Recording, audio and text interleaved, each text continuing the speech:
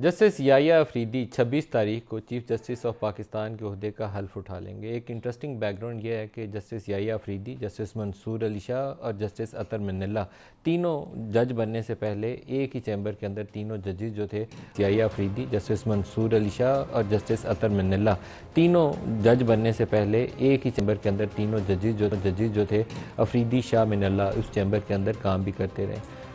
पढ़ने में भी इनका सफ़र करीब करीब एक दूसरे से ज़्यादा दूर नहीं रहे, तो मामला बज़ाहिर यह लगता यह है कि सीनियर लेवल के ऊपर इनकी एक अच्छी और बेहतर कोऑर्डिनेशन होगी। शोहरत के एतबार से भी ये जजेस अच्छी शोहरत के हामिल है। तीनों सीनियर मोस्ट जजेस तीनों अच्छी शोहरत के हामिल थे। हुकूमत बहरहाल एक खौफ का शिकार थी कि जस्टिस मंसूर अली शाह की बजाय वो किसी और को तैनात करने का इरादा रखते थे और नए चीफ जस्टिस की तैनाती के नोटिफिकेशन के ऊपर सवालात होना शुरू हुए। तो उसी वक्त से ये तासुर बड़ा क्लियर था कि कभी 68 ईयर्स रिटायरमेंट एज का तस्करा आता था, कभी कहते थे अच्छा 62 ईयर्स रिटायरमेंट एज कर देते हैं कि कोई ऐसा तरीका हो जाए कि जस्टिस काजी फायज ईसा या तो 68 ईयर्स तक उनकी उम्र बढ़ाकर उनको रिटेन कर लिया जाए या फिर 62 साल करके जस्टिस मंसूर अली शाह को रिटायर कर दिया जाए। बज़ाहिर ऐसी कोई मसाइल वाली बात उनके अंदर हमें नज़र नहीं आती, क्योंकि बहुत सारे ऐसे आइनी मामलात या फंडामेंटल राइट्स के हवाले से मामलात, पोलिटिकल इशूज़ से रिलेटेड केसेस, जिसके अंदर ये इन तमाम जजेस का रोल माजी के अंदर काफ़ी अच्छा और अपराइट किस्म का रहा है। अपराइट जजेस से आमतौर पर हुकूमतें डरती हैं, लेकिन निज़ाम की बेहतरी के लिए और उसकी मजबूती के लिए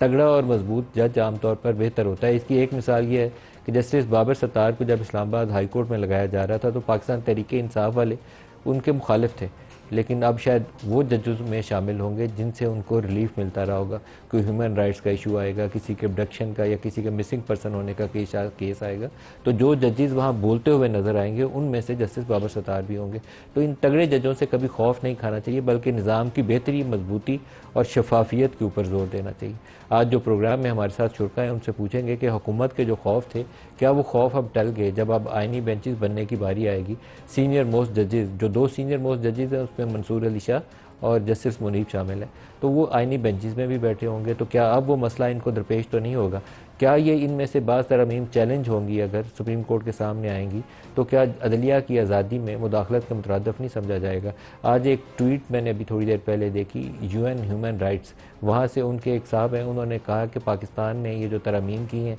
ये अदलिया की आज़ादी के अंदर मुदाखलत के मुतरदफ है। तो ये तासुर क्यों सामने आया कि UN ह्यूमन राइट्स के एक शख्स ने इसके ऊपर ट्वीट अपने ऑफिशियल हैंडल से जारी की?